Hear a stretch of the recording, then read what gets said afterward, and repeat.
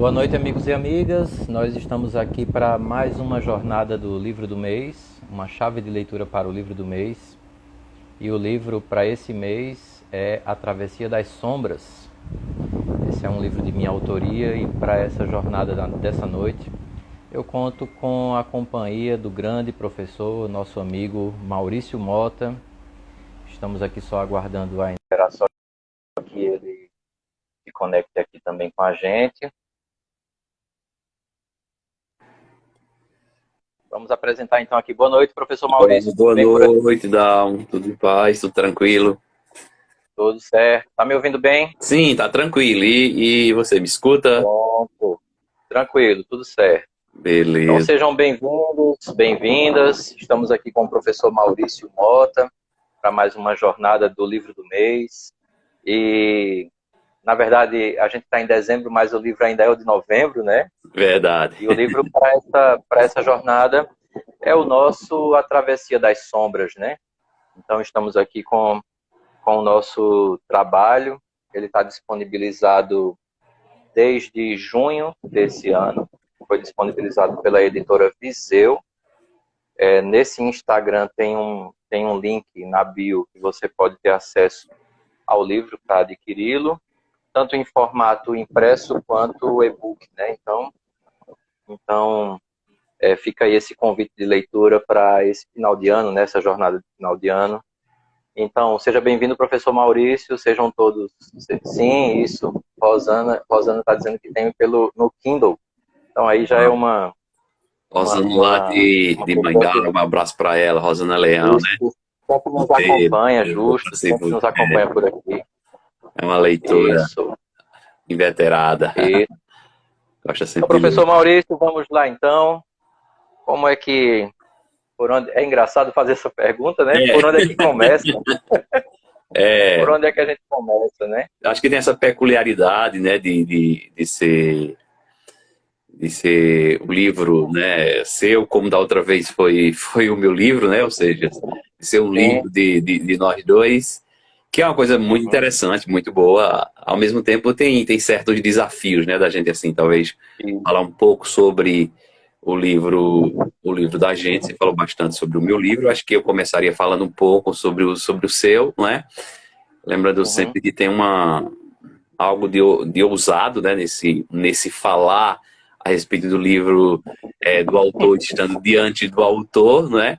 Mas, como se Isso, costuma dizer, quando um livro ele se torna público, de alguma forma ele também ganha vida própria, né? Porque as leituras que vão sendo feitas, elas vão acrescentando, digamos assim, né?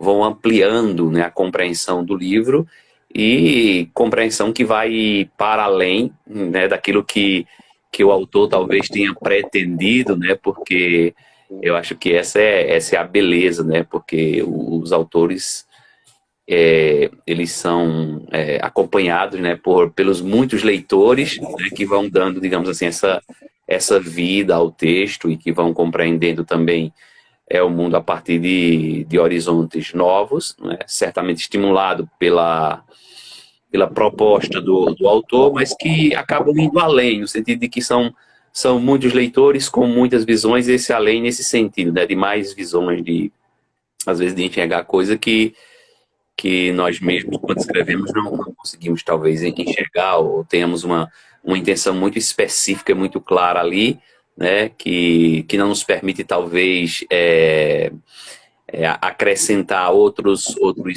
sentidos, mas eu acho que isso é uma coisa muito boa. Isso acaba sendo uma coisa muito boa, né? O texto ele tem vida própria. Então, se por um lado é uma ousadia dizer alguma coisa, por outro lado a gente tem o respaldo, né, dessa vida própria que o livro ele porta, ele carrega consigo, né? Mas eu acho que uma primeira coisa que eu gostaria de dizer, assim, pelo menos que me chamou a atenção, até antes mesmo de ler o livro, né? Eu li já faz bastante tempo, assim, antes de ser publicado, né? Tive a Uhum. honra também de prefaciar o texto, mas assim, acho que digamos assim, o título, na verdade, o título ele é extremamente instigante para mim, não é? A Travessia das Sombras. E, na verdade, quando a gente escuta ou lê esse título, é claro que muitas coisas acabam sendo evocadas, né? Acho que a primeira coisa é uma espécie de leitura geral que eu estou fazendo, depois a gente pode entrar nas Uhum. perguntas. É a ideia mesmo de um percurso, né? Porque se, olhando, por exemplo, para o conjunto do livro, para além do título, né? A gente tem ali o primeiro passo, né? Logo no início. Então, essa ideia de caminhada, ligada também à travessia, né? O fato de haver esse primeiro passo. Depois tem um capítulo que fala sobre os pássaros, né? Outro sobre os pastores. Então, tem em cada tópico, assim, perpassa essa ideia de movimento, né? Que é própria do caminho ou própria do caminhar, né? Que é própria da travessia ou própria da peregrinação, né?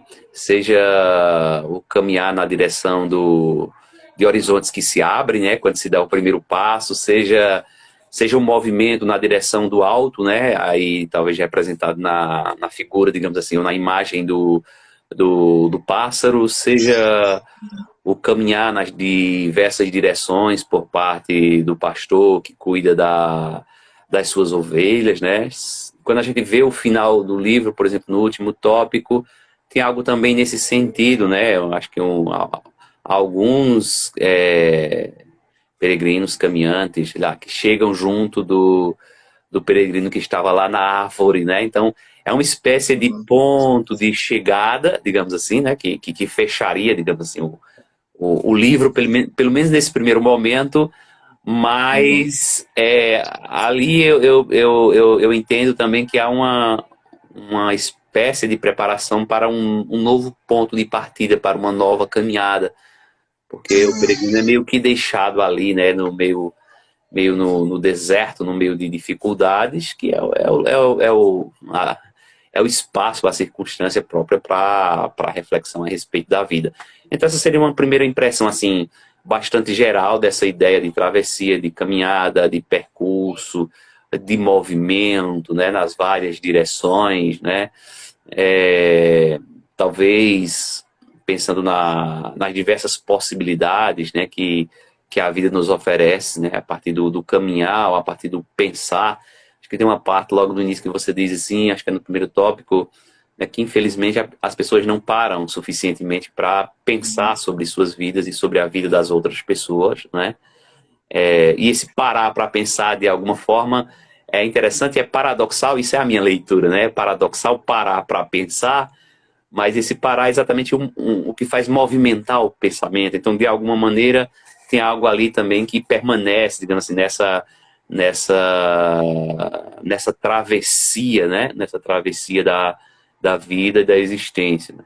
E eu coloco ali no prefácio, uma das frases, é exatamente que esse livro é um convite ao leitor a enveredar, né? Pelo percurso da existência e da vida, né? O que não é simples e não é fácil, né? Digo até dos caminhos quase insondáveis da vida e da existência. Então, assim, a impressão que eu tive, além dessa leitura assim, bastante geral, é de que aí você depois pode se colocar, né? Porque aí eu teria algumas perguntas sobre isso, exatamente sobre o processo de produção do livro, né? Porque assim, é um tipo de literatura bem específica, que eu gosto bastante, né? Ainda não me aventurei a um tipo de escrita como essa, né? Porque as outras escritas estão muito ligadas, as minhas estão muito ligadas assim, a pesquisas, né? A influência de outras leituras. É claro que acaba tendo também, mas aí a impressão que eu tive assim, até hoje, retomando o texto, né? É uma impressão muito, muito positiva, como um texto que é fruto de reflexões sobre a vida, né? De meditação, né? Naquele momento que a gente para e aí de repente as ideias vêm, a gente vai pensando sobre a vida e elas vão surgindo. Ou seja, é um tipo de texto que exige o que eu chamaria de exercício criativo, né?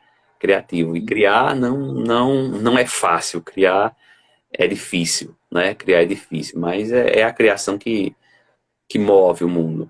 É um texto assim que eu gosto bastante porque eu li a primeira vez assim de maneira um pouco rápida, no sentido que eu tenho que ler o conjunto do texto, né? Até pelo propósito de fazer o prefácio.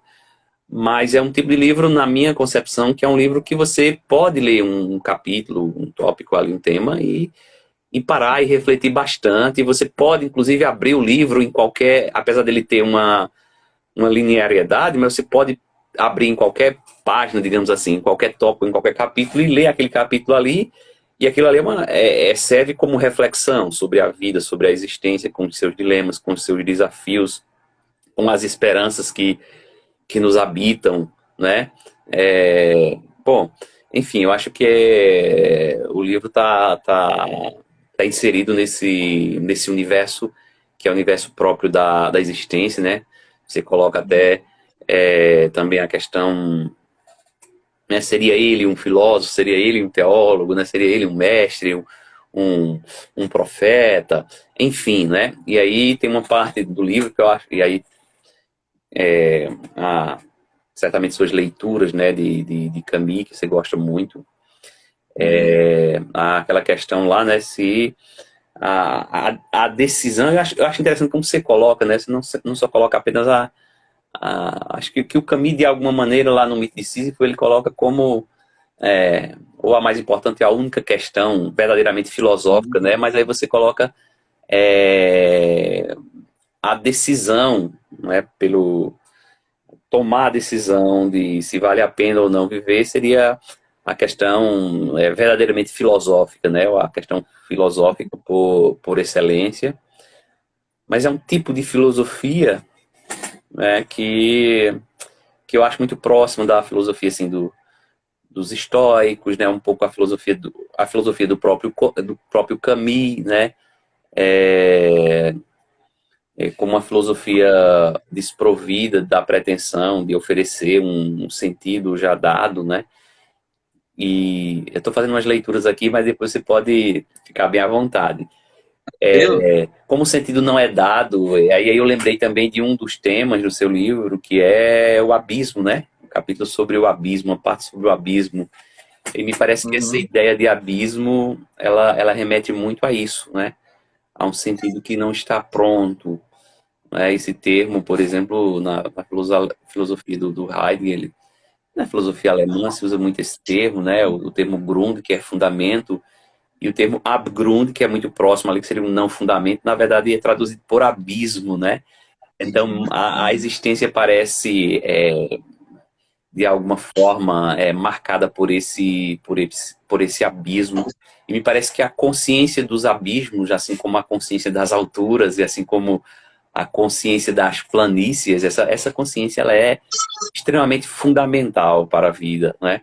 Eu acho que sem a consciência de que os abismos existem, a possibilidade de adoecimento ela é muito maior, porque nós talvez nós chegamos a criar talvez expectativas extremamente positivas, o que não deixa de ser bom, mas às vezes esse positivo parece fugir muito da realidade, né? Então, me parece que lidar com a vida assim como a vida né?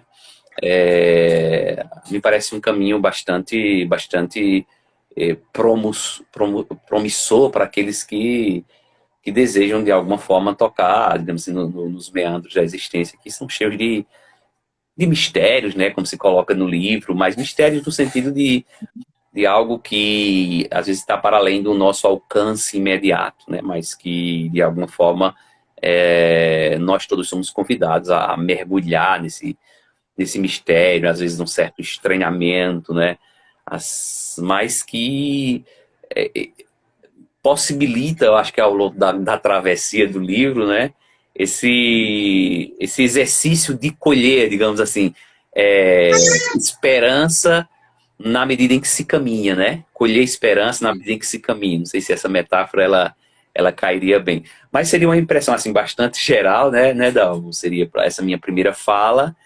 E aí, assim, eu não sei se você também gostaria de falar isso, mas para um tipo de livro como esse, uma pergunta que eu faria exatamente como foi, às vezes é difícil de falar da experiência, mas como foi essa experiência de escrever um tipo de livro como esse? Certamente você tem outros escritos, eu acho que nessa linha também, acho que eu já vi alguma coisa que você pensa, né, em dar continuidade, mas eu acho que é um tipo de escrita, pelo menos eu imagino, em que nós nos envolvemos muito. Não só envolvemos o nosso tempo, não só envolvemos a nossa, digamos assim, a nossa inteligência, o nosso esforço intelectual, né?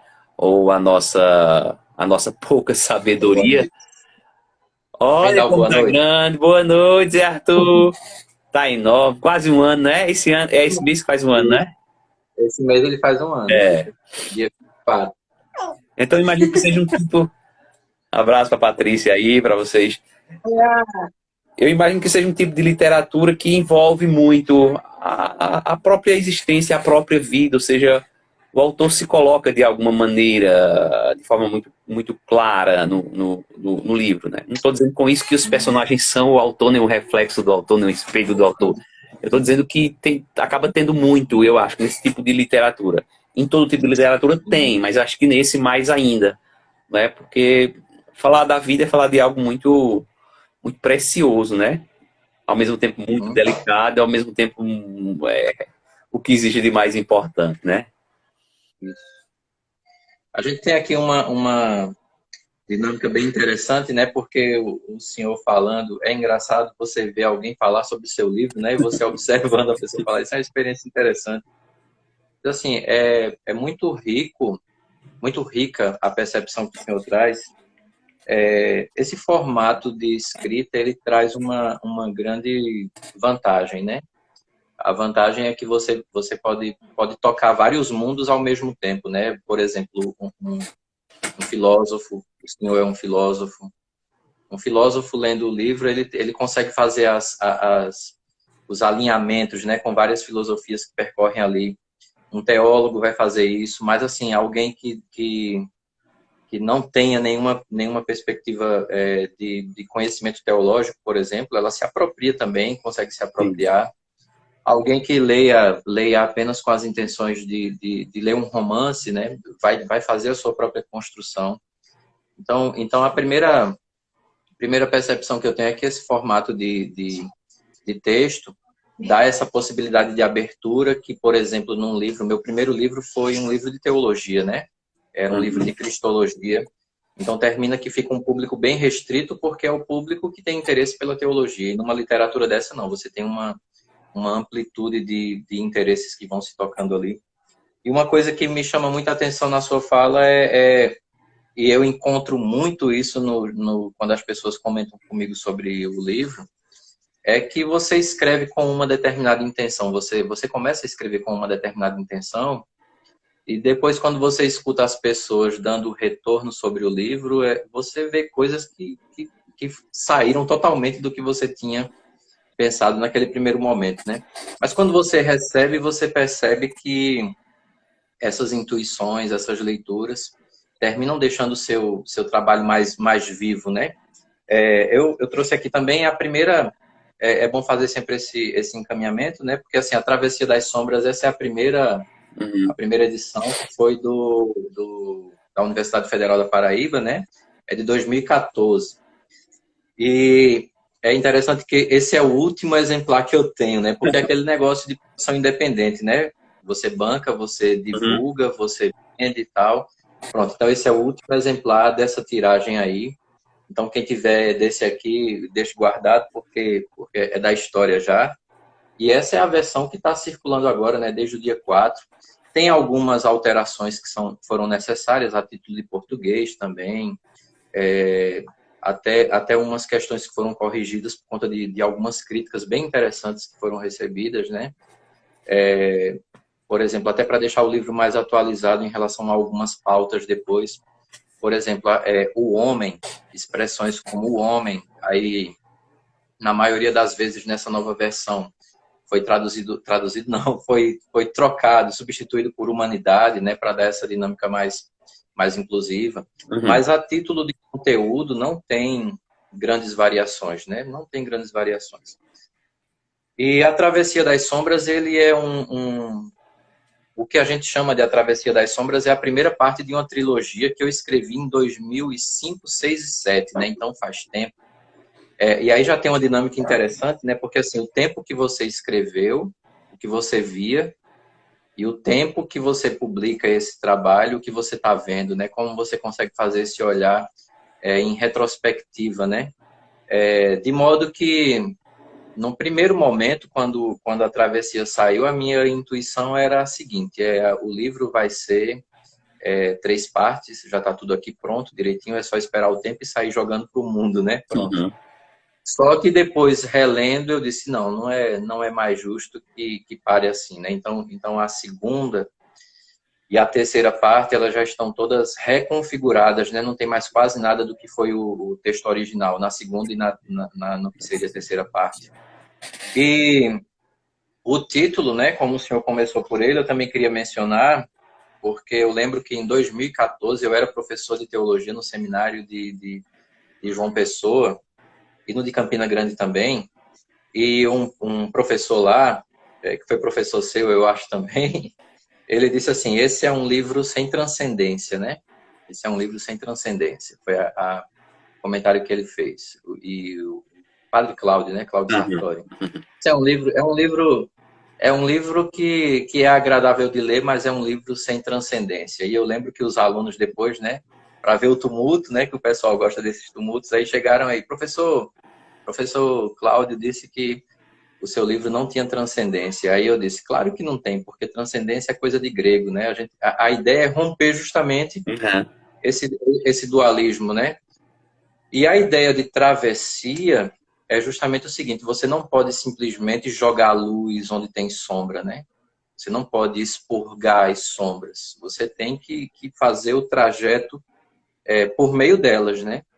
E é como se fosse assim, nossa vida tem grandes virtudes, mas também tem grandes sombras, né?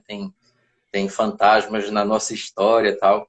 Eu não vou construir o que eu sou abdicando disso, né? Eu tenho que me encontrar justamente com isso. Então, a ideia de uma travessia tem essa dinâmica primeira de encontrar o que está no escuro, né? No escuro da minha vida, né? Nesse sentido, depois, bem depois, eu vi que esse livro, essa ideia de Travessia das Sombras, dialogava, de certa maneira, com a ideia de sombra da psicologia junguiana, né? Então, a ideia do que fica no escuro, né? Aquilo que tá escondido e que eu preciso, de certa forma, encontrar. Então, é um livro sem transcendência, assim, nesse sentido, né? De que não tem uma perspectiva de transcendência como a teologia pensa, como a filosofia pensa. Não, é um livro, inclusive o autor pensa para dentro, né? Assim, a ideia é o caminho brota de dentro, ele não está lá fora, né? O caminho não está lá fora, o caminho está dentro, né? A gente poderia até dizer que a salvação vem de dentro, né? Ela não vem do alto, não vem de fora, mas a salvação brota dentro, né? O caminho brota dentro de cada um. Então a ideia de travessia é nesse sentido. E para lhe devolver a palavra, né? Já no primeiro momento, quando fala sobre tem um narrador, que o narrador é uma figura que já deu alguns debates, porque ora o narrador está contando como se já tivesse passado e ele tem conhecimento da história, ora ele está contando como se ele estivesse participando daquele movimento ali do peregrino, tal. E o narrador deixa claro, ó, essa aqui eu vou mostrar para vocês um pouco da história daquele que é o peregrino que já esteve aqui entre nós, tal. E a palavra que abre o livro, logo no o primeiro passo tem um mundo, você habita um mundo, mas tem um outro mundo dentro de você que precisa ser despertado, né? Ele precisa vir à luz, né? Então, essa interioridade que precisa ser, de uma certa maneira, tocada e conhecida. E a métrica do livro já está ali naquilo que eu chamo de o primeiro passo, né? Talvez eu poderia até dizer que essa é a grande chave de leitura, né, do livro. A gente habita um mundo e tem um mundo íntimo que precisa despertar, mas existem grandes forças que vão impedindo esse despertar do interior, né? Esse despertar mais integral.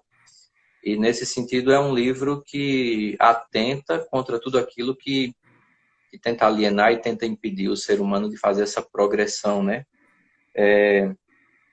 Inclusive diz assim, né? Que fazer esse trajeto aí por meio das sombras presentes no mundo sem se perder nelas é uma arte dominada por poucos. Então é isso, né? Você mergulhar nas sombras, você se encontrar, você trazer para a luz o que você encontrou, conflitando com várias forças no mundo que vão tentar impedir esse levante, né? Esse despertar. Eu acho que é isso que faz o livro se tornar uma coisa bem intrigante, né? Porque o questionamento que pode se levantar é que tipo de pássaro sou eu, né? Já vem para aquele texto dos pássaros que o senhor mencionou. E aí eu lembro pelo menos para mim foi passado como sendo do Heidegger, né? Que essa ideia de liberdade como um pássaro, né? Quem bebeu do cálice da liberdade nunca se contenta mais em viver o que vivia, né? Vai sempre voar mais alto. Pelo menos para mim foi passado como sendo do Heidegger. Se não foi, devia ter sido dele, né? Então, Uhum. então é isso. Mas que tipo de pássaro eu sou, né? Que tipo de pássaro você é e que tipo de pássaro a gente tem se contentado em ser, né? Então é interessante porque o senhor menciona o estoicismo, mas também dialoga de uma certa forma com o marxismo, né? Essa ideia de romper alienações, né? Então várias tendências de filosofia vão brotando aí nesse debate, né? Interessante. Vem muitas ideias, né, a partir do que você fala. Uhum. Mas aí, para dar continuidade à nossa travessia desse horário dessa live, acho que eu toquei um pouco como primeira questão, nessa questão da experiência, de escrever um tipo de livro como esse, desse tipo de literatura, né, de como certamente o autor experimenta também a sua própria travessia e de alguma forma acaba comunicando, mas eu acho que o outro lado que você coloca aí, que é bem interessante, é o lado do leitor, né? Porque assim, como você colocou, não é um livro para um público, digamos assim, específico, né? Uhum. De uma determinada área, mas é um tipo de texto, né? Que toca quem lê, ou seja, a gente enxerga não apenas talvez vislumbres do autor, mas a gente enxerga, eu diria até muito mais, né? O próprio leitor, ou seja, quem tá lendo se enxerga muito nessa travessia, né? É por isso que eu vejo como um livro que precisa ser lido com paciência. Com paciência no sentido de que não é um livro que permite uma leitura precipitada, né? Como dizia o Nietzsche lá, né? Acho que no início do livro Aurora, né? Aqui tem um ser que escava, que solapa, que é paciente, né? Ele diz que é um filólogo, então é um leitor, né, de leitura lenta. Então, acho que nesse sentido a gente acaba vendo também essa dimensão extremamente importante. Outro comentário que eu gostaria de fazer é sobre essa questão da transcendência. Achei muito interessante o diálogo, né, assim, a Uhum. impressão do professor Cláudio e, ao mesmo tempo, o seu posicionamento. E talvez, como você coloca aí, qualquer tentativa de transcendência, né, no sentido de que ele disse que não existia, significar exatamente abdicar da travessia, né? Porque quando Isso. você transcende de alguma forma, você abdica dessa travessia, né? Dessa travessia que é marcada, né? Como você joga aí com esse contraste constantemente no livro de dia e de noite, né? De luz e de trevas. E eu acho isso muito importante. Sempre achei essa leitura interessante, né? Porque acho que a gente pode olhar para o dia como quase como essa metáfora mesmo da existência. Por Uhum. causa de uma visão talvez transcendente nesse sentido mais grego, né? E até eu diria muito no sentido socrático, né? E a crítica que Nietzsche vai fazer Uhum. é que Sócrates, né? Ele tentou curar uma doença, mas, né, o remédio que ele deu tornou a doença pior ainda, né? Que é quando de alguma forma ele faz essa espécie de transcendência e deixa de enxergar a vida com aquela marca do trágico dos gregos, né? E tenta uma compreensão, digamos assim, da existência a partir do olhar puramente racional ou de uma moral do tipo grego ou depois da moral cristã, que a gente vai associar muito a isso, mas eu acho que atravessar, né, contemplando, experimentando também a escuridão e a sombra, é exatamente experimentar a vida naquilo que ela tem de mais radical e que ela tem de mais próprio, né? Há acho que uma influência muito grande, né, na nossa cultura, acho que no Ocidente como um todo, a quase que prescindir desse aspecto da sombra, né? Desse aspecto, Uhum. como se nós pudéssemos ou quiséssemos ver tudo, né? Ou como Uhum. se Isso. a luz fosse a metáfora que é suficiente para dizer aquilo que é a vida. Eu sempre achei insuficiente. E, de alguma forma, aquilo que se chama de sombra, que, de alguma maneira, às vezes as pessoas querem escantear, inclusive na linguagem religiosa, né, o termo sombra, trevas, ele vem Uhum. com uma carga, assim, muito, muito pejorativa, né? Mas é exatamente essa outra dimensão, é até a condição para que a luz exista de alguma maneira, né? Que o Heidegger também vai dizer isso, né? Ele vai fazer uma releitura do mito da caverna de Platão, né? E aí ele diz que geralmente é importante a gente ver aquilo que o filósofo disse, mas naquilo que ele não disse, né? E Uhum. aí, o que está lá na interpretação que se faz geralmente é o que Platão disse, que é o papel do filósofo que sai da caverna, contempla o sol, e ele até volta, mas ele volta para tirar aqueles que estão na caverna e colocar, digamos assim, diante da luz, né? Enquanto que o Uhum. Heidegger vai, digamos assim, sugerir uma leitura em que, aí está falando da verdade, né? A doutrina de Platão sobre a verdade. A verdade não estaria só fora da caverna, né? Mas aquilo que é dentro da caverna é até a condição para a verdade, que o contrário da verdade não é a mentira, mas seria a não verdade, ou seja, aquilo que ainda não se alcançou, aquilo que ainda não se enxergou.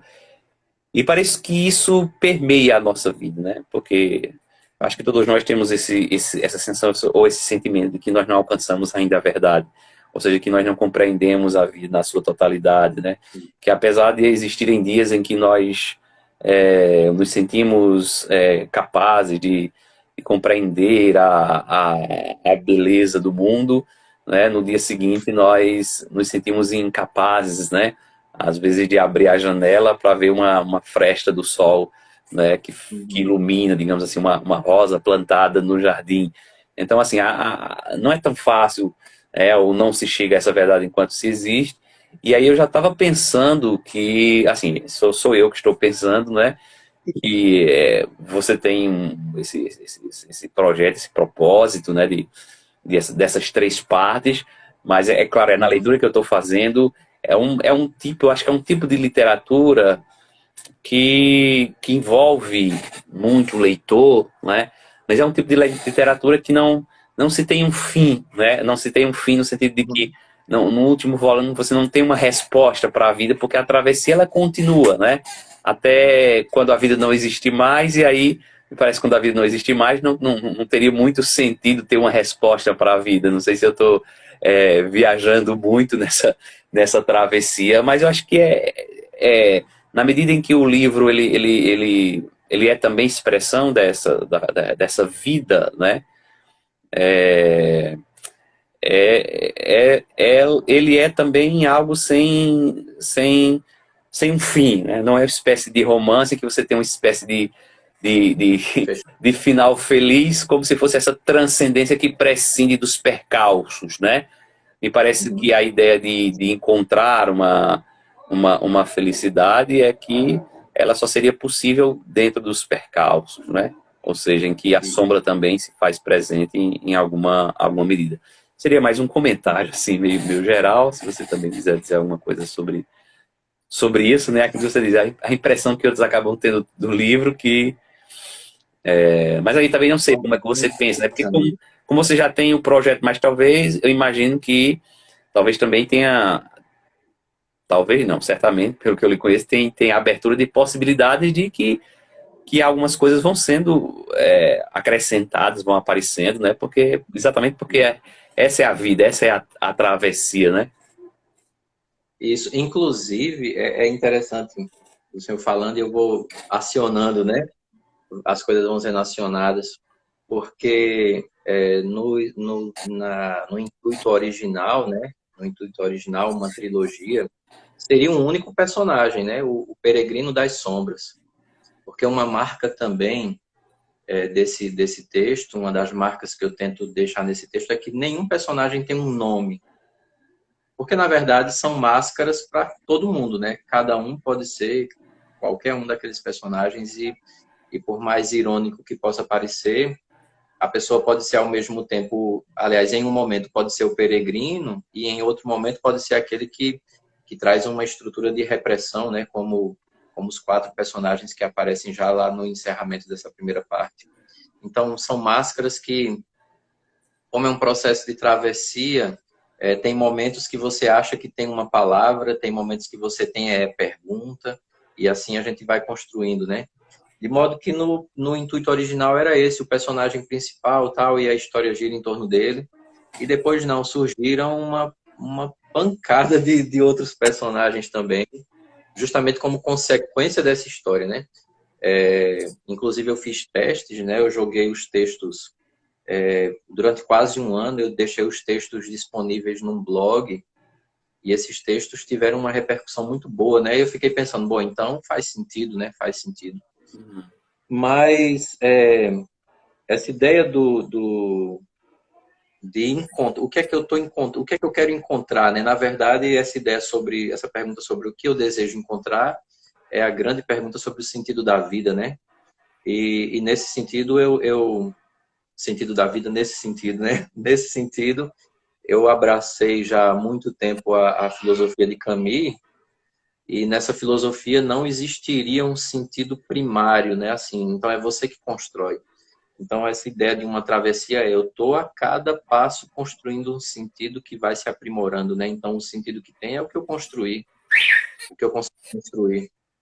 E por mais paradoxal que seja, no livro tem uma parte que fala sobre esse processo, que um texto sobre o abismo e, em seguida, um texto sobre as alturas, né? Então, como o senhor fala sobre o Heidegger e menciona aí uma leitura do Platão, também aqui nesse texto a ideia é que eu encontraria a verdade aprofundando o abismo e não saindo de lá, né? Na verdade, na medida em que eu mergulho mais profundo nesse abismo é que eu vou encontrando um pouco daquilo que eu posso chamar de verdade, né? Contando que vários desafios vão aparecer. E aí tem uma menção ao Nietzsche, né? Indiretamente é uma menção ao Nietzsche nesse texto sobre o abismo, quando ele fala, o Nietzsche diz assim que você que luta contra, você que olha para o abismo tem que tomar cuidado porque o abismo lhe olha de volta, né? Você olha para ele, ele lhe olha de volta. E no meu texto a gente fala um negócio parecido, né? Você tem que se manter atento porque um breve descuido pode fazer com que você se torne estranho, né? Então existe a possibilidade de que nesse mergulho no que eu sou, eu me torne um estranho, né? Eu me assombre com aquilo que eu encontro, que eu venha a encontrar. Mas é aqui, nesse estranhamento, que eu dou um passo significativo de posse, né? Posse daquilo que eu possa ser. E aí o texto se encerra dizendo assim, depois da profundidade vem a altura, né? Então, obrigatoriamente, você faz um movimento para dentro para depois poder subir, né? E nessa dinâmica das alturas é que vem a ideia de voos, né? Aqui tem uma crítica muito sutil aqui claro, né? Está presente o estoicismo, está presente o próprio Camus, está presente a filosofia do Nietzsche, e está sendo criticada uma tendência religiosa de buscar fora, né? Então, primeiro dentro, depois lá fora, né? Essa é a dinâmica aqui apresentada. E de modo que o texto vai ganhando uma configuração crítica, né?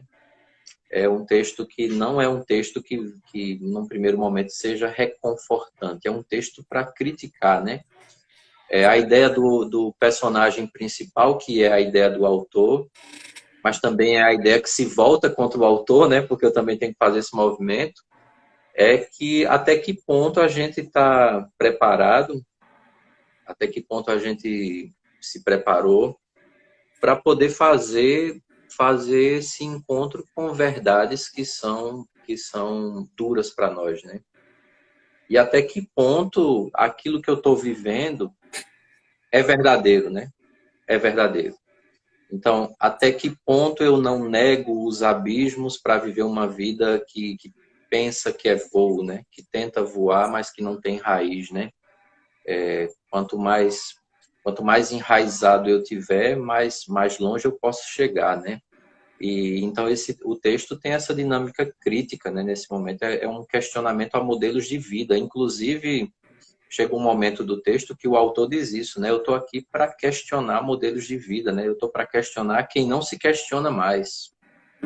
Então, eu tenho um amigo que diz que, por mais estranho que pareça, é um texto anticapitalista, né? Ele diz que tem essa dinâmica de, num mundo que a gente vive embebido em coisas que são superficiais, o livro questiona justamente a superficialidade, né? Então, essa dinâmica a gente tenta. O que é que eu quero encontrar de fato? Qual seria o sentido que eu quero encontrar? Mas esse sentido estaria dentro de mim, primeiramente, né? E aí, claro, dentro de mim, mas que se volta para outros, né? Ele vai passar para outros. Então, nesse primeiro momento, o livro tem essa dinâmica de questionamento, né? É um livro que tende a questionar. É por isso que eu digo, né, que se volta também contra mim, né, porque não é um portador de verdades, né, o personagem principal não é um portador de verdades, não está questionando, também se permite o questionamento, né. Essa dinâmica que talvez seja o que há de mais estoico nesse momento do livro, né, você está apresentando uma possibilidade, mas também está se questionando sobre como você a abraça, né. Então, a verdade é sempre maior do que uma possível verdade, é sempre maior do que aquele que aporta, né? Do que aquele que a anuncia. Quem anuncia a verdade é sempre infinitamente menor do que ela, né? Então, aqui, por isso que o personagem diz sempre assim, ó, isso aqui não é um ensinamento, não. Isso aqui é resultado de encontros de vida, tal, de experiências de outras pessoas que partilham comigo aqui essa jornada, né?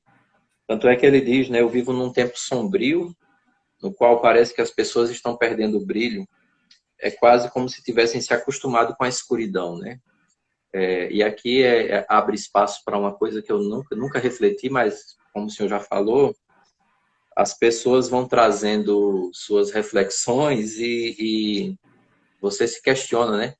Porque eu recebi um questionamento muito interessante que dizia o seguinte: você fala das sombras que são pessoais e explora as sombras que estão no mundo, né? A ideia de as pessoas parecem que se acostumaram com a escuridão. E aí vem um questionamento: você está falando da escuridão delas ou da escuridão do mundo, né? E de fato tem essa dinâmica do mesmo jeito que a ideia de luz, de travessia é pessoal e coletiva, a ideia de sombras também tem essa dinâmica coletiva, mas também muito pessoal, né? Nós temos as nossas sombras e que muitas vezes nos acostumamos com elas, né? Eu penso que é um livro, assim, como é um livro que fala sobre a vida e de alguma maneira procura tocar talvez a vida naquilo que ela tenha de mais essencial, que nada mais é do que o fato de permitir-se ser vivida. Eu acho que acaba sendo um livro mais que pudesse parecer aos ouvidos de alguns estranha essa afirmação, um livro antissistema, não é? Porque se a gente pensar no sistema atual, capitalista, no mundo das redes sociais, exatamente um mundo em que não existe o espaço para a gente parar e refletir sobre a vida, né? Se existe algum percurso que é traçado no mundo atual, ele é feito muito às pressas, né? E não se permite exatamente pensar sobre o que é mais importante para nós, que é exatamente a nossa vida. E aí eu acho que acaba reforçando mais ainda a ideia de que nós estamos numa travessia, né? À procura de algo que nos completaria, digamos assim. Mas eu penso que essa travessia que você apresenta, Dalma, ela quer ser tudo menos a proposta, né, de encontrarmos algo que de alguma forma se torne um obstáculo para que a travessia possa continuar, né? Eu acho Uhum. que é exatamente isso, na minha leitura, obviamente, né? Na minha compreensão. Primeiro é uma travessia que começa com um passo, né? Eu acho que isso tem Uhum. muita simbologia nisso, exatamente para contrastar com a ideia de, acho que da velocidade que talvez marque, né? Talvez Esse a tempo. nossa atualidade, né? A comunicação, as redes sociais, né? Comunicação em tempo real, né? Tecnologias cada vez mais velozes, né? A promessa de que teremos uma internet cada vez mais veloz, né? Bom, enfim, estamos aí já em contato com o 5G. E assim, eu Uhum. acho que é nesse sentido que eu digo que é antissistema, né? Porque parece que a metáfora do passo que nós damos, ela é carregada de uma certa de um certo indicativo, né, que aponta na direção da necessidade de uma lentidão que deve marcar a vida, né? Não uma lentidão que nos firme no caminho, no sentido de pararmos no caminho, né? Mas uma lentidão que exige paciência, né? Acho que o Platão já colocava isso, assim, uma vida que não é questionada, ela não é digna de ser vivida, né? E acho que a vida, ela é antes de tudo simbólica, né? Simbólica no sentido de que é preciso aprender a ler, a interpretar a vida nas entrelinhas, né? Ou seja, exatamente esse assombro, né? Eu acho que a escuridão também nos dá, de alguma maneira, a ideia de assombro, né? De espanto, porque nós nos acostumamos e nos deixamos e não nos espantamos mais, né? Como se a claridade já tivesse sido dada de uma vez por todas. Como eu te disse no início, eu gosto muito desse jogo de luz e sombra, de luz e trevas, né? Porque eu sempre me perguntei o porquê dessa ânsia, né, de acentuar sempre essa dimensão da luz, né, e porque a noite faz parte, né, da nossa existência, assim como o dia, e me parece de um valor tão importante, né, como se costuma dizer, se não fosse a noite nós não conseguiríamos ver a beleza das estrelas, né, enquanto mais é intensa a noite. Então me parece que, como pensavam os estoicos, né, nessa uma espécie de harmonia entre o ser humano e a natureza, né, na natureza de alguma forma nos ensina muita coisa, né? E parece que a era da técnica, né, como dizia o próprio Heidegger, de alguma forma, e acho que a gente experimenta isso hoje com muito mais intensidade, é um certo rompimento, né, com a ideia de natureza. Acho que naquele livro, acho que você até eu comentei para você e você me mostrou aí, depois eu comprei, eu acho que é Psique e Tecné, né? Que vai dizer exatamente Uhum. que Sim. lá quando Prometeu acorrentado, né? Quando Prometeu, quando ele rouba, né? Antes o fogo, né? Dos deuses e entrega aos mortais, e aí já tem uma intuição da parte dos gregos, né? Dessa questão da técnica, ou seja, que os mortais poderiam alcançar aquilo que só os deuses prometiam. E ele vai dizer que os gregos já intuíram isso, mas eles não conseguiram, porque eles ainda viviam muito nesse mundo do mito, né? Nesse mundo da marca religiosa, se a gente puder ir para além disso, mas talvez desse mundo de algum mistério que permeia a nossa existência. E parece que os tempos atuais eles são exatamente o absoluto contrário, né? É o rompimento com a natureza de tal maneira que o homem se torna, digamos assim, senhor da natureza e senhor de si mesmo, sem talvez conhecer profundamente, né, aquilo que ele caracteriza, né? Como se a gente passasse de, um, de uma espécie de extremo a outro, de algum modo, mas que algo vai se perdendo nesses extremos, né? Nesses extremos. Eu acho que a época atual é uma época que é, ela ela acaba sendo quase que gritante, porque penso que muitas pessoas são engolidas, e acho que todos nós, de alguma maneira, né? Mas acho que é preciso ter uma certa autonomia, pelo menos para se perceber que se está sendo engolido, né? Eu acho que a paciência da travessia, ela nos possibilita isso, porque me parece que a sensação é de que nós estamos caminhando para uma espécie de cansaço, né? De cansaço e de desgaste, em que talvez a continuidade da travessia ela não se vislumbre tanto, né? Estou dizendo nos tempos atuais. Pode ser que seja uma sensação puramente pessoal e individual, mas é um sistema, como você dizia, né? E eu acho que nesse sentido aqui, que é Antissistema, um livro que ele pretende romper, existe realmente uma crítica muito grande, né? Apesar de que é preciso ter uma certa atenção para perceber essa crítica, porque né, sem essa atenção não se percebe, mas ela aparece o tempo todo, né? E assim, eu diria que é um livro para se ter e para se ler, né? De vez em quando pegar lá e voltar à leitura, depois retomar, né? Não é aquele livro que você diz, eu já li e às vezes eu volto a pegar o Zaratustra de Nietzsche, né? Assim, e pego, já li assim, uma vez ou duas assim, na íntegra, mas de vez em quando eu pego para ler um capítulo, um tópico, né? E para refletir. Eu acho que é um livro que vai um pouco nessa linha, né? Ou seja, é um tipo de literatura que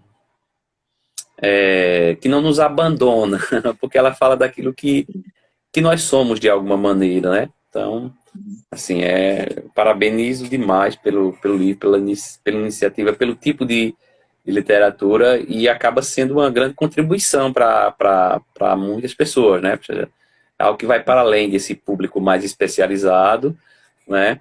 E acho que é independente de muitas coisas aí, porque eu acho que você tem um método aí de tocar na questão humana, né? E aí você coloca a questão da religião, mas você pode pensar uma religião sem transcendência, mesmo alguém que não tenha religião, né? Esse livro, eu acho que ele fala do mesmo jeito, né?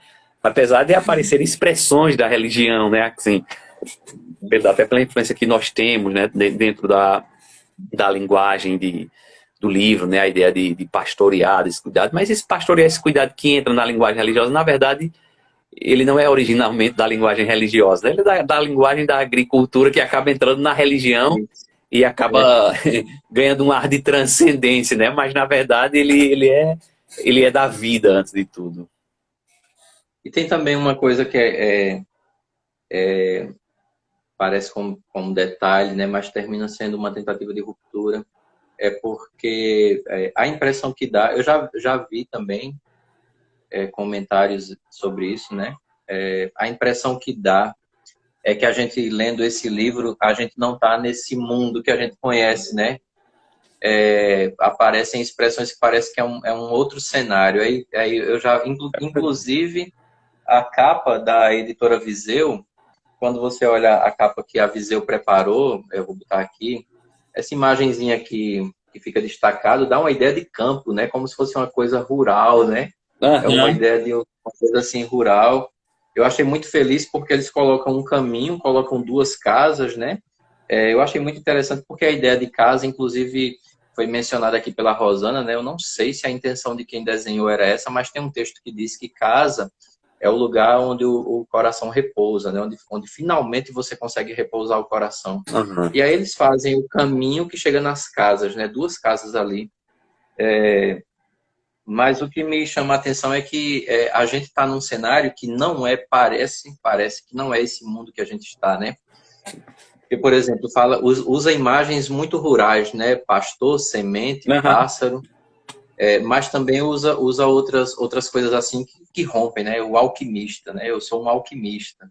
Tem um personagem que se apresenta assim e aí, inclusive, pessoas bem próximas perguntaram, né, se esse cenário aqui, a ausência de um cenário, porque eles percebem isso, né, a ausência de um cenário, se não seria por si só uma crítica, né, e de fato, sim, se converte numa crítica, né, você está num mundo que aparentemente é divergente desse que a gente vive de correria, né, estou falando de semente, num momento as pessoas estão grudadas na internet falando de de metaverso, né? Um outro universo, um outro campo.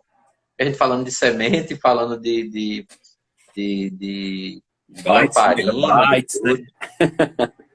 pois é, a gente falando de lamparina, o cara que tem uma lamparina na mão, e aí é uma ruptura, né? Mas assim, quase no meio do livro, quase no meio mesmo, tem uma coisa que é uma entrega, né? O texto se chama A Profundidade da Vida, ele está na página 37. E esse texto talvez também tente sintetizar um pouco disso, né? Que qual a profundidade da vida? Alguém questiona, né? Qual é a profundidade da vida? E essa pergunta sobre a profundidade também dialoga com a ideia de sentido da vida, né? Qual o seu limite? E a resposta é uma coisa que joga para todos, né? Diz assim que se você quiser saber a profundidade que a vida possui, deve adentrar em si e contemplar os pontos mais profundos do seu coração. Pronto, então, essa é uma resposta que, sobre a profundidade da vida, a resposta é pessoal. O texto corre um pouquinho, esse texto da profundidade da vida, e fala assim, tem um momento que diz, olha, você não deve, quando você adentrar, você vai encontrar a escuridão, mas você não deve temer a escuridão, porque a escuridão também é sua. Então, assim, no lugar aqui eu ousaria dizer, eu não vou dizer que é uma antropologia, mas assim, um aspecto antropológico aqui é destacado, né, dessa tentativa de um ser humano que é integral e não partido, né? Uhum. Nem partido em alma, nem partido em exterioridade e interioridade, mas um ser humano que tende a ser integral, dialogando com tudo aquilo que ele é, né? Tanto aquilo que é de luz, porque nós temos muita luz, mas também temos muitas sombras, né? E no finalzinho desse texto, eu, né? O autor como se fosse outro, ele tem um questionamento que é assim, e aí entra a religião, né? Muito se fala sobre outra vida, né? Outra vida.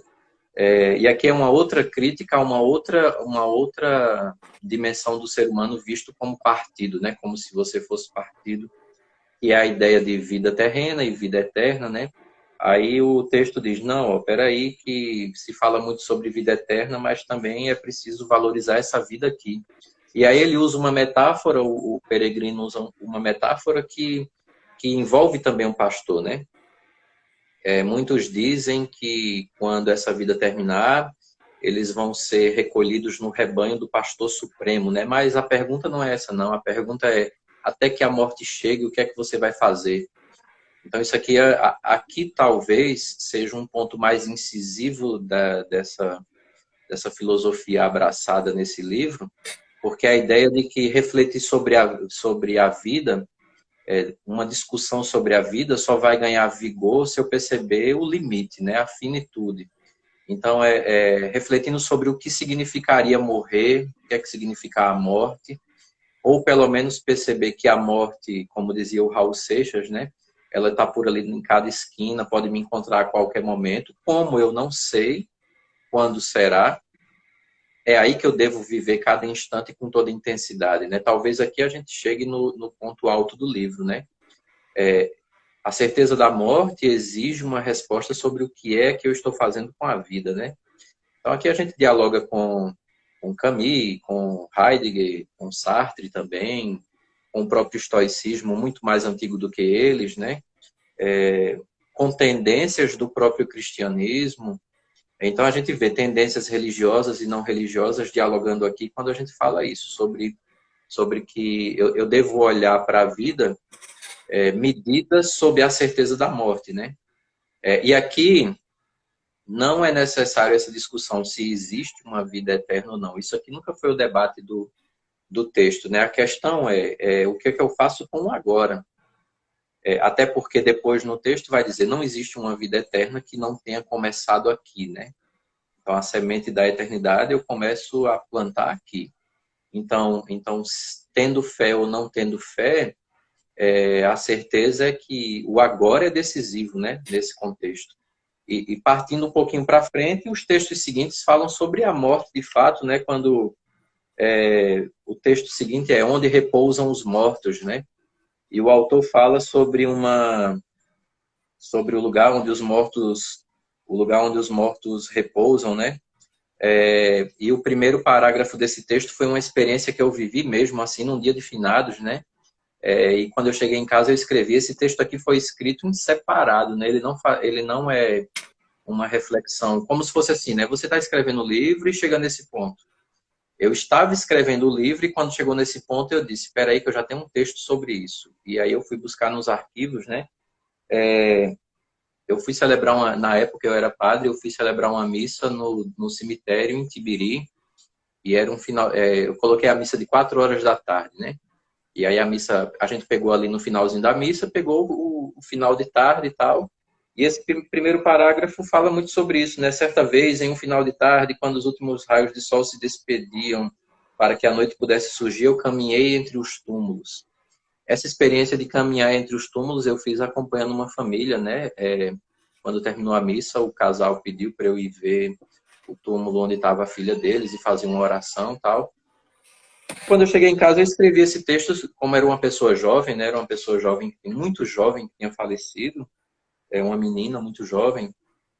Então, eu escrevo sobre isso aqui. Aí, esse texto terminou sendo anexado aqui, né? Essa ideia de dar a vida cronológica, mas uma vida também no sentido afetivo, né? De como é que eu desenrolo o tempo que eu tenho. Porque uma vida longa, não obrigatoriamente, é uma vida realizada, né? Assim como uma vida curta, não obrigatoriamente é uma vida sem realização. Então, esse debate aparece aí, e que para mim é um debate muito caro, né, sobre essa dinâmica do tempo, porque a gente não tem domínio sobre o tempo. Na verdade, a gente está sendo desintegrado pelo tempo, essa é a única realidade que a gente tem. E, no final das contas, só vai sobrar saudades, né? E também é um texto daqui. E esse texto Saudade é um texto que me chamou muita atenção, Saudades, porque hoje eu coloquei uma caixinha dizendo assim, deixe sua pergunta, deixe seu comentário.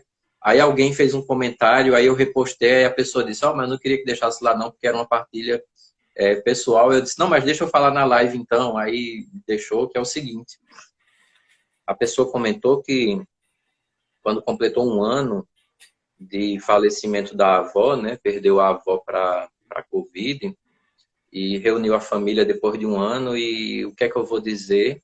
E aí lembrou que tinha lido esse texto, puxou o texto de volta e leu para todo mundo e disse que esse texto trouxe conforto, né, para essa família depois de 1 ano. Então você vê que é um mistério da literatura, né? Você participa da vida de pessoas sem nem estar lá com elas, né? Então esse texto Saudades fala um pouco sobre isso, né? No fim das contas, só vai restar saudade, mas a saudade é também uma forma de presença, né? Então, se o tempo se suprime, a saudade traz de volta, né? As lembranças que eu tenho, o perfume que aquela pessoa usava, tudo isso é capaz de manter essa pessoa presente em mim, né? E enquanto eu estiver aqui, a pessoa permanece também.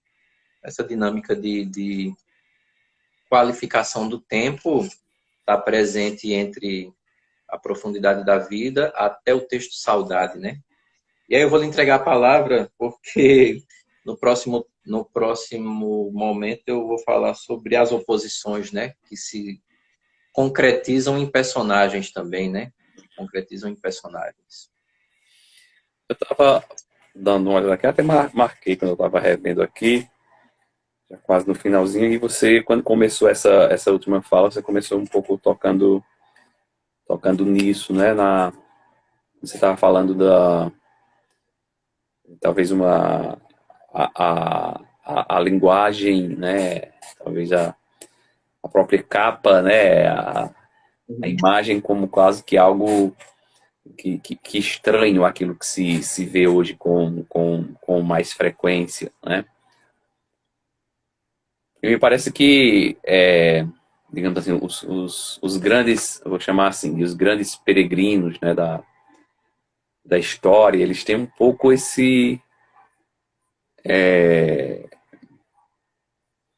falam daquilo que é mais essencial, ao mesmo tempo é como se eles fossem, de alguma forma, estranhos no sentido de que não se permite, né, que aquilo que eles propõem, digamos assim, seja abraçado, porque me parece que há que eu diria, um certo clima, uma certa cultura, uma certa visão de mundo, que seria meio que incompatível, né, digamos assim, com isso que os peregrinos propõem. Aqui eu me lembrei já é uma outra perspectiva, mas eu me lembrei do próprio Sócrates, né, e da sua condenação em Atenas, né, acusado de incitar os jovens à rebeldia, né, quando Sócrates propunha realmente uma reflexão, uma autonomia do pensamento, digamos assim, não é?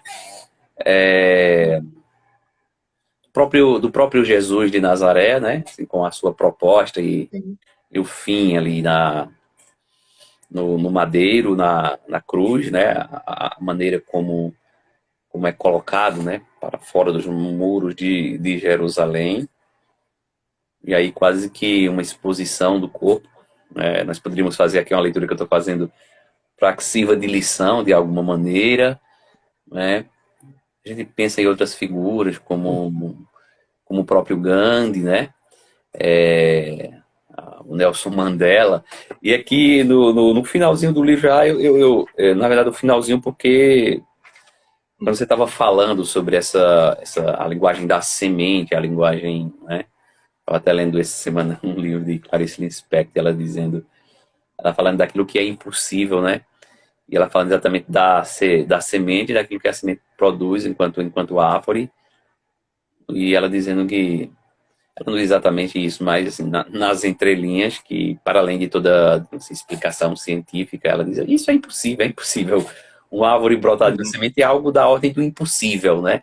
É como se esse meio que mistério da vida, algo que não se explica, né? Ou seja, esse inexplicável vai para além de toda explicação, sei lá, de caráter biológico, né, científico, né, e o porquê isso acontece. Ali simplesmente é impossível, é algo da grandeza, digamos assim, da vida que de alguma forma nos escapa, embora exista a pretensão de aprisionar, digamos assim, esse mistério dentro das malhas, né, da ciência ou do raciocínio ou da própria linguagem, né? Mas aqui, assim, no finalzinho, na página 75, depois de alguns dias na masmorra, o peregrino foi conduzido para uma terra distante, largado no meio da estrada, desacordado, né?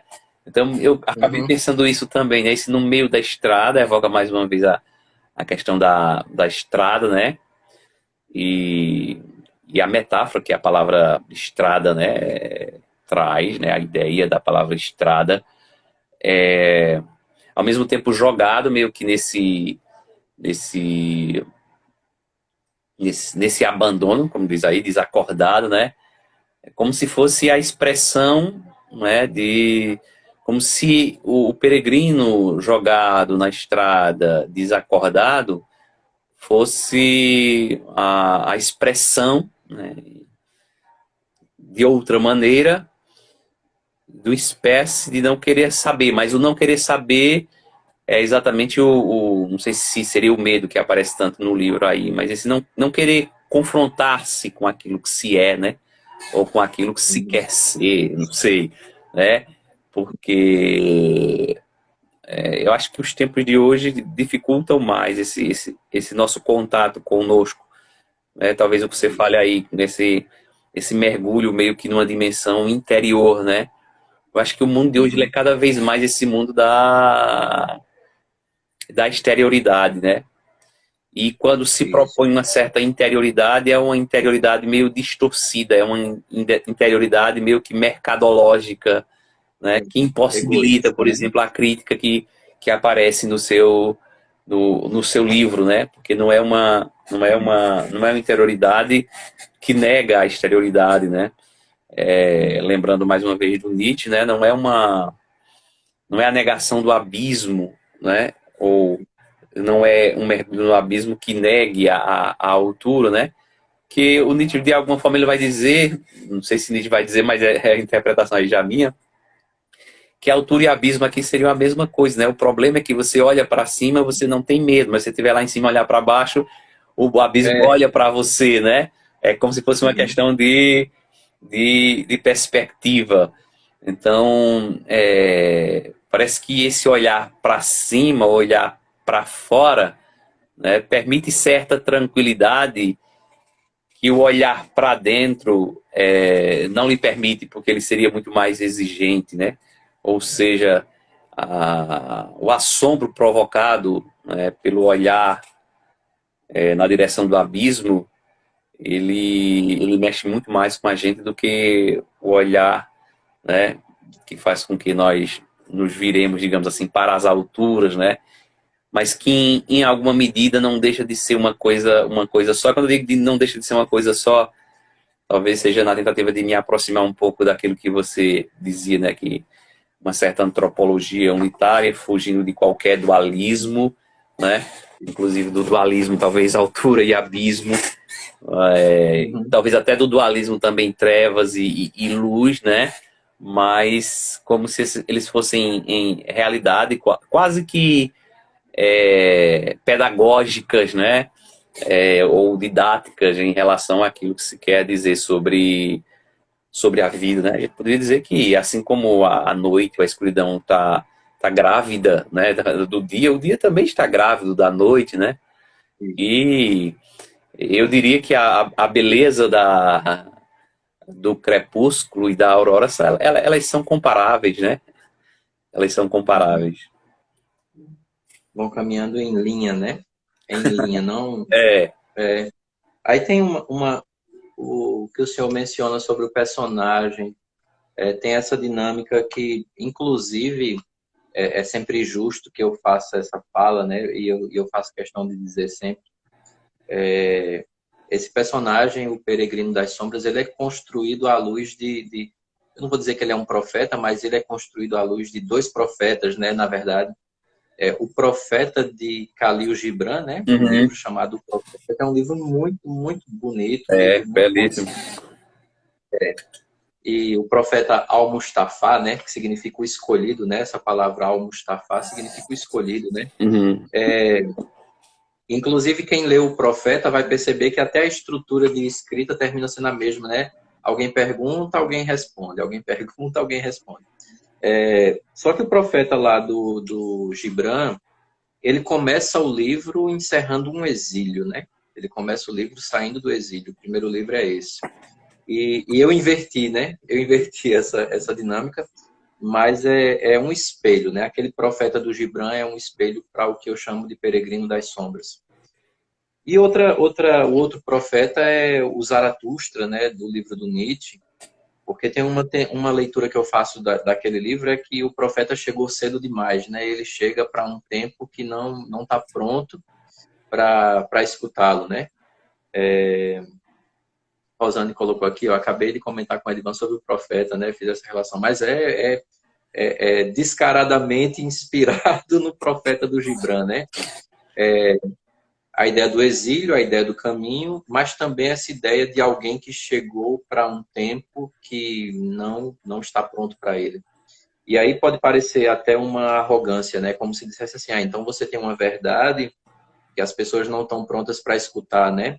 E na verdade, não. Na verdade, será que eu, que sou o autor, estou pronto para questionar aquilo que eu construí como vida, né? E para mim isso é muito caro, porque quando a Travessia das Sombras foi publicada pela primeira vez foi em 2014, e a consequência da reflexão que eu fiz de vida nisso culminou na minha saída dos ministérios, né? Então essa dinâmica de você estar pronto para ouvir sua verdade. Esses personagens aí, né? O profeta, o Zaratustra, o próprio Jesus de Nazaré. Então são linhas que inspiram a criação desse personagem, né? E de fato, quando ele encerra essa primeira parte, ele termina justamente rejeitado, né? Porque é uma coisa que depois que eu terminei, que fui voltar para ler, sempre me apareceu como uma indagação, né? Tanto é que em outra história, que eu joguei no blog um tempo, isso um outro personagem questiona, né? Porque quando o peregrino é questionado e chegam as pessoas lá, os 4 personagens que se opõem a ele, decidem levá-lo, a população que escutava ameaçava reagir, mas recua, né? No fim das contas, recua. Recua por uma palavra dele, né?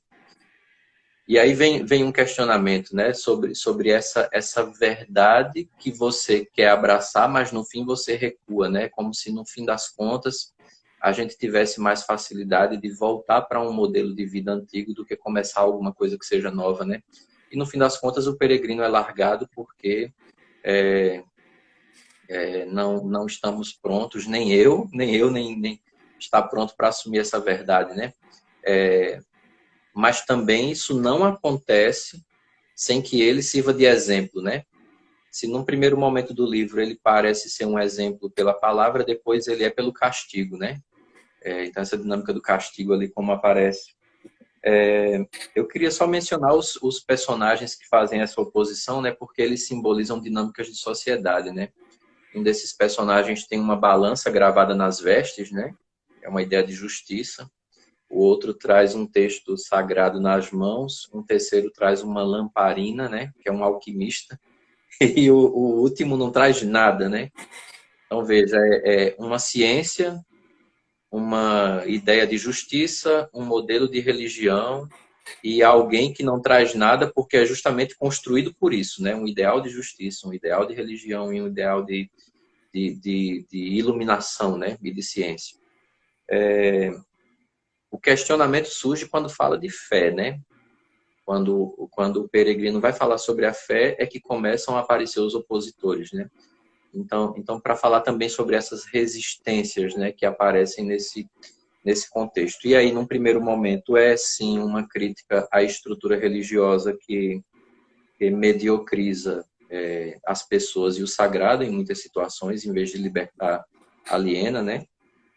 Basta ver o velho casamento de altar e trono, que a gente entende que a religião perde muito do seu vigor, inclusive sendo muitas vezes distante daquilo que os seus idealizadores propuseram, né? Mas também essa dinâmica de que, apesar da oposição, a gente segue resistindo, né? Tanto é que o livro, essa primeira parte, se encerra dizendo, não para por aí, né? A coisa vai seguindo. E é como o senhor falou, né? Não é justo fechar um livro, né? Quando o tema é a travessia, não seria justo fechar, né? Por isso que tem uma estrada no final para dizer, ó, vai começar outra coisa. Só que aí é sem spoiler, né? Mas outros personagens já estão até anunciados no. Tem textos aqui da travessia que anunciam outros personagens, né?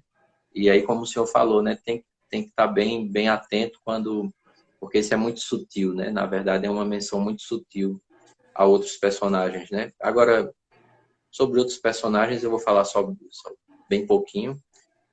Durante muito tempo eu me questionei por esse personagem, né? O peregrino é um tipo de exemplo, né? É alguém que está... E aí parece que eu corri o risco também de cair... Parece que eu corri o risco de cair nessa ideia de transcendência, né? Porque parece que o personagem está acima de tudo ali. Ele transita entre as sombras, mas não se envolve nelas, tal. Então, aparentemente, eu teria criado uma distorção, né? O personagem está acima das outras pessoas, tal. Então, era uma cilada, né? Fala que não é ensinamento, mas é um ensinamento. Mas, na verdade, essa cilada aparente, ela se desfaz pelo desfecho dessa primeira parte, né? Tá certo, você tem aqui uma palavra boa, bonita, mas não vai ser aceita. Então essa dinâmica de fragilidade do próprio personagem, a forma como se explora isso no fechamento desse primeiro livro, e como surgem outros personagens, porque tem inclusive um outro personagem, só para mencionar esse, que ele é crítico do peregrino, né? É engraçado porque no próximo livro tem um personagem que diz, não, eu não gosto dele, porque inclusive menciona isso, né? Ele teve a chance de colocar o povo contra toda essa estrutura e não pôs. Então eu não gosto dele e tal. Então vai ser interessante porque tem personagens que criticam essa própria elaboração de um personagem original, né? Vai ser legal, vai ser interessante. Bom. Só uma última palavra em si. Sim. eu estava imaginando aqui como esses peregrinos, né, a que eu me referi antes da tua fala, Uhum. eles exercem, digamos assim, um certo fascínio, por um lado, né? Uhum. Acaba sendo paradoxal. Por outro lado, uma rejeição, digamos assim, não é? Sim. E como eu dizia que a vida é simbólica, a gente precisa aprender a ler nas entrelinhas, né?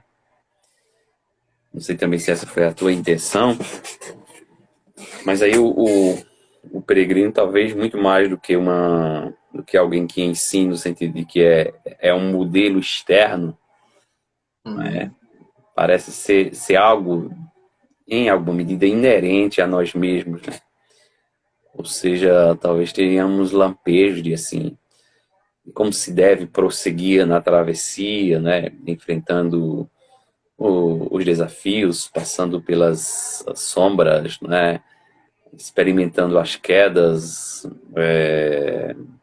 tentando levantar e continuar a travessia. Sim. Isso, quando a gente vê que alguém consegue, né, que o peregrino consegue vislumbrar ou ler a vida nas entrelinhas, como eu estou chamando, de uma maneira que causa Uhum. tanta admiração, por outro lado, isso vai exigir, né, de nós, se nós quisermos fazer esse percurso, não imitando o percurso de um outro peregrino, mas fazendo o nosso próprio percurso, nós precisaremos, como acho que o livro diz isso muitas vezes, enfrentar, né, nossos próprios monstros, nossos próprios dilemas. Isso.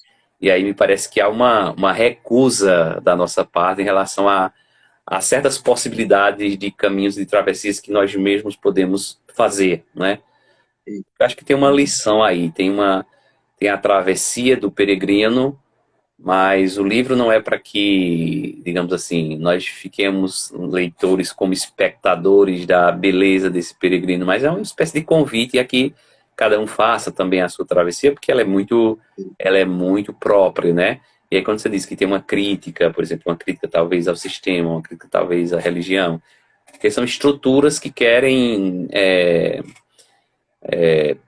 preparar ou que preparam caminhos para que nós façamos a travessia no caminho que a Uhum. estrutura quer e do modo que a estrutura quer, na velocidade que a estrutura quer. Essa travessia Uhum. aqui, como ela é a travessia da vida, ela é muito própria de cada um, né? Talvez o que seja comum seja o fato da travessia, né? A vida entendida Isso. como uma travessia. Então, me parece que esse admirar, esse ter um fascínio, né? E aí eu falei de Sócrates, de Jesus, de Gandhi, de Mandela e de tantos outros ao longo da história, e ao mesmo tempo uma certa rejeição, às vezes, por parte daqueles que têm esse certo fascínio, me parece que não deixa de ser um certo reflexo, uma certa imagem, né, do nosso olhar para nós mesmos, né? Quase como se o peregrino ele está mais próximo do que nós imaginamos, né? De nós. É algo Isso. que pulsa de alguma maneira na nossa própria vida. Uhum. E eu acho que com isso, não sei se seria bom que você dissesse aí uma palavra final, mas eu acho que com isso eu me coloco um pouco na tua posição quando você falou do outro livro. Sim. Eu acho que com isso a gente Sim. oferece uma chave bastante interessante, né? Porque o propósito é sempre Uhum. esse, nossos encontros, uma chave Isso. de leitura, né, para o livro do mês, né? A gente está quase Uhum. chegando no final do ano, falta mais um livro. Tem sido para mim, pelo menos, uma experiência muito boa, né? E acho que essa leitura, essa chave, ela foi oferecida, né? Claro que aí cada um tem que fazer o percurso, né? Porque Cada um. é só uma chave, né? Cada um tem Isso. que usar a chave para abrir e fazer o seu caminhar. Isso. Eu vou só concluir também. Tem um paradoxo no final dessa primeira parte, um grande paradoxo, né? Porque se por um lado está sendo dito que o peregrino é largado na estrada e também a gente percebe que ele não é aceito, né? Pela conclusão aparente da primeira parte, ele não é aceito.